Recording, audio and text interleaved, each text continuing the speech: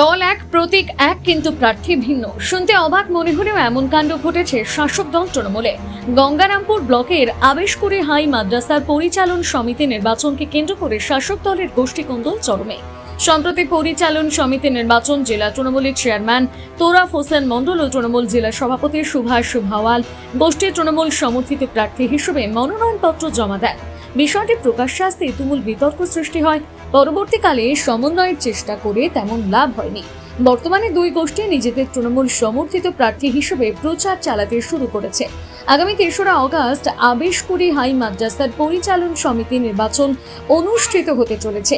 তার আগে মঙ্গলবার বিকেলে বিদ্যালয় সংলগ্ন এলাকার অভিভাবকদের নিয়ে বিশেষ বৈঠক করল তৃণমূল নেতৃত্ব।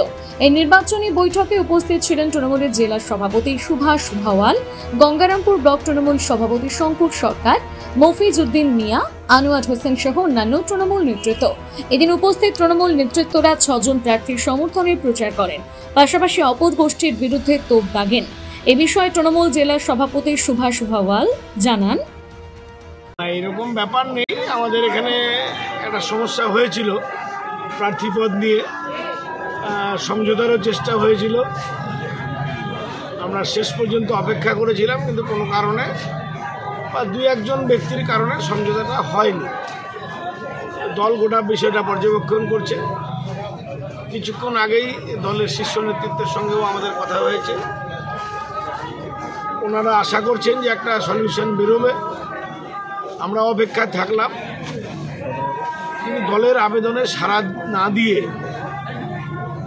যারা দলের নির্দেশ উপেক্ষা করলো, আমরা চাইব এখনো সময় আছে, তারা দলের সমর্থনে সরে দাঁড়াক এবং আমরা একটা ইউনানিমাস ভোটের ব্যবস্থা করতে যেন পারি, এরকম একটা চিন্তাভাবনা আমরা করছি। এবং সমস্ত নেতৃত্ব বিষয়টা জানে, ওরা অবজারভেশনে রেখেছে আমাদেরকে।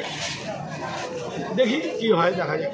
তৃণমূল কংগ্রেসের কর্মী সমর্থকদের উপস্থিতি বলে দিচ্ছে যে কারা তৃণমূল কংগ্রেস। আর তৃণমূল কংগ্রেস এতটাই তৈরি যে খুব বেশি সময় লাগবে না।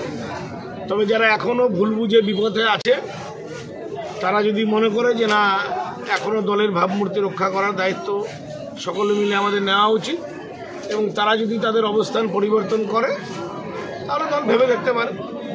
এবং এটাই আমার কাছে কলকাতা থেকে নির্দেশ। আমি সেজন্য আজকে এলাম এখানে এবং এনাদের সঙ্গে সভা করছি। এবং এখনও চাইব, এবং আপনাদের মাধ্যমে আমি তাদের কাছে অনুরোধ করব, তারা যেন দলীয় প্রার্থীর সমর্থনে নিজেদেরকে সরিয়ে দাঁড়ায়। কেন বাইরে থেকে লোক এসে আবেশকুড়ি পরিবেশ নষ্ট করুক, এটা আমি নিজে ব্যক্তিগতভাবে চাই না। যার জন্য সমস্ত ভেদাভেদ ভুলে আমি একদম বুস্তর অঞ্চলস্তরের নেতৃত্বের কাছেও আমার ব্যক্তিগত আবেদন রেখেছিলাম। সেদিন আমি, গঙ্গারামপুরের সভাপতি, আমাদের জেলার চেয়ারম্যান ছিল, আপনাদের কাছেও আমরা বাইট দিয়েছিলাম যে খুব দ্রুত আমরা সমস্যার সমাধান করতে পারবো। কিন্তু আমাদের প্রাক্তন কিছু নেতা এই সমঝোতাটা আমাদের করতে দিল না। তবু একটা ফর্মুলা আমি রাজ্যের কাছে পাঠালাম, দেখি সেটা আজকের মধ্যে যদি কোনো কিছু একটা উন্নতি হয় তাহলে খুব ভালো হয়। আর নাহলে তৃণমূল কংগ্রেসের একজনই নেত্রী, মমতা ব্যানার্জি, এর বাইরে আর কোনো কথা নেই। আর তার উত্তরসূরি হিসাবে আমরা যারা দায়িত্বে আছি, যতদিন আছি ততদিন আমরা যেটা বলছি সেটাই তৃণমূল কংগ্রেস, এর বাইরে আর কোনো কথা হবে। গঙ্গারামপুর থেকে বিশেষ প্রতিবেদন, নিউজ টুডে।